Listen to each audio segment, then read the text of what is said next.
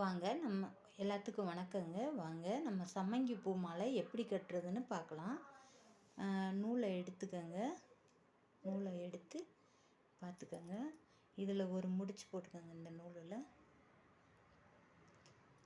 ஒரு முடிச்சு போட்டுக்கோங்க. இல்லைன்னா பூ கட்டுற பூ உருகிட்டே வரும். அதனால் ஒரு முடிச்சு போட்டுக்கோங்க. இந்த மாதிரி ஒரு முடிச்சு போட்டுட்டு 2 பூ எடுத்துக்கோங்க. காம்பு இந்த பக்கம் பிடிச்சி இப்படி வச்சுக்கோங்க. வச்சு இந்த பூவை ஒரு சுற்று சுற்றிக்கங்க. ஒரு சுற்று 2 சுற்ற கூட சுற்றிக்கங்க. சுற்றிட்டு இந்த பூவை இப்படி நாட் போடுங்க. அடுத்த பூ 2 பூ எடுத்து இந்த நம்ம காம்பு பிடிச்சிருக்கோம்ல, இந்த காம்பொட்டி இப்படி வைங்க. வச்சு இந்த காம்பை மட்டும் ஒரு சுற்று சுற்றுங்க. இந்த காம்பை மட்டும் இப்படி பிடிச்சி தனியாக பிடிச்சி இந்த காம்பை மட்டும் இப்படி ஒரு சுற்றிருக்கேன் பார்த்தீங்களா?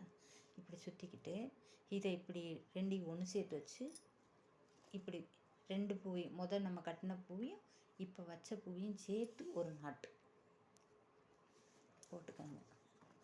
அதே மாதிரி திருப்பி 2 பூவை எடுத்துக்கோங்க. ஒன்றுன்னா கூட கட்டி பார்க்குறனா கட்டி பாருங்கள். பழையபடி அதே மாதிரி இந்த மாதிரி வச்சு காம்பு சரியாக ஒரே மாதிரி வச்சு இப்படி கட்டுங்க. இப்படி போட்டு ஒன்றா வச்சு திருப்பி இப்படி ஒரு கட்டு இப்படி வேறு ஒன்றும் இல்லை. சம்மங்கி பூ கட்டுறது இது 2 பக்கம் வச்சு கட்டலாம். இது அழகாக இருக்கும். ஒரு பக்கம் வச்சு கட்டுறது. இப்படி கட்டுங்க.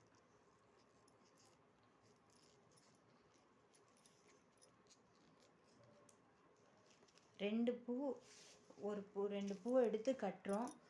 2 பூ வச்சுருக்கோம்ல, அந்த பூ மேலே கொண்டு வரையில் அந்த பூவை சேர்த்து கட்டணும். அவ்வளோதான்.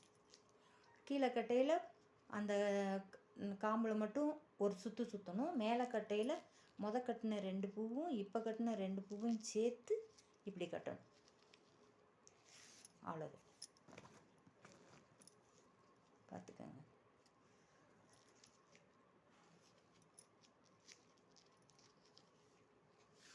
அவ்வளோ. இந்த பூ நான் இன்னும் குறை பூவை கட்டிட்டு உங்களுக்கு நான் காமிக்கிறேன்.